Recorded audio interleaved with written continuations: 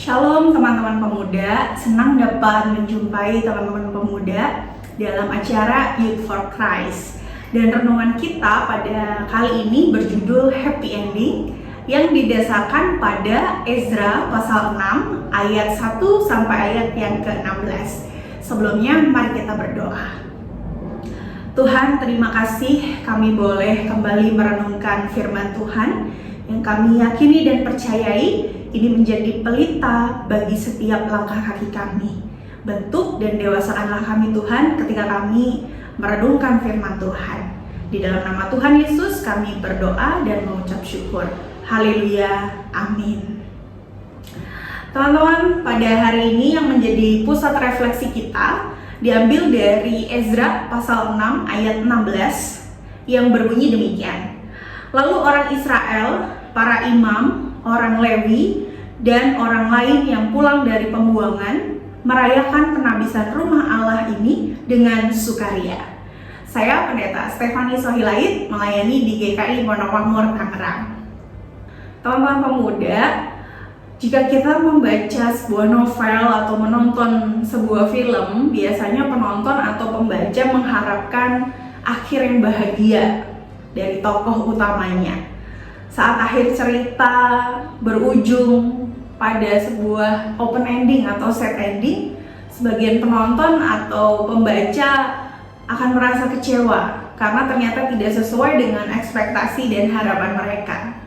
Nah, Ezra menjalani suatu bagian kehidupan yang tidak menyenangkan, sebab dia dan bangsa Israel berada di tempat pembuangan.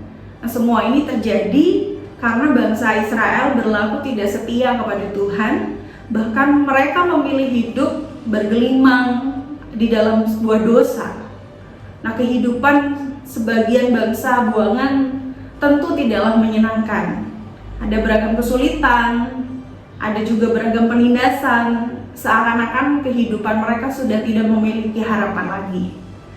Namun ternyata di tengah sebuah kesulitan kehidupan ini, Ezra dan bangsa Israel belajar untuk tetap berpegang pada janji Tuhan di dalam kehidupan mereka.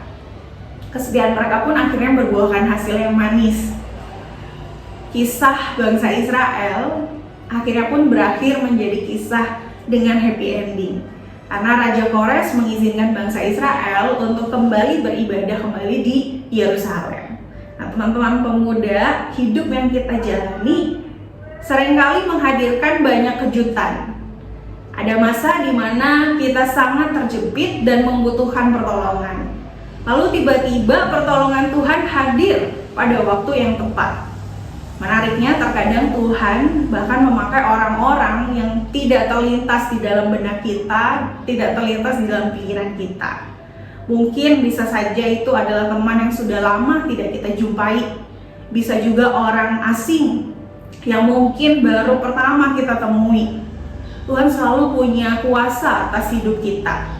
Karena itu mari kita belajar berserah kepadanya, supaya kita senantiasa merasakan sukacita hidup bersama dengan Tuhan.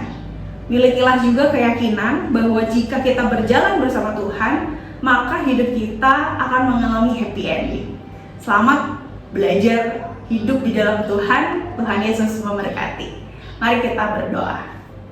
Tuhan Yesus, terima kasih karena Engkau selalu berada bersama dengan kami. Bimbing dan tuntunlah kami agar kami juga selalu dapat belajar hidup berpegang pada kebenaran Tuhan, sehingga kami terus dapat merasakan hidup bersukacita di dalam Tuhan. Pimpin dan tuntunlah kami Tuhan agar kami selalu hidup di dalam kuasa dan kebenaran Tuhan. Di dalam nama Tuhan Yesus kami berdoa dan mengucap syukur. Haleluya, amin.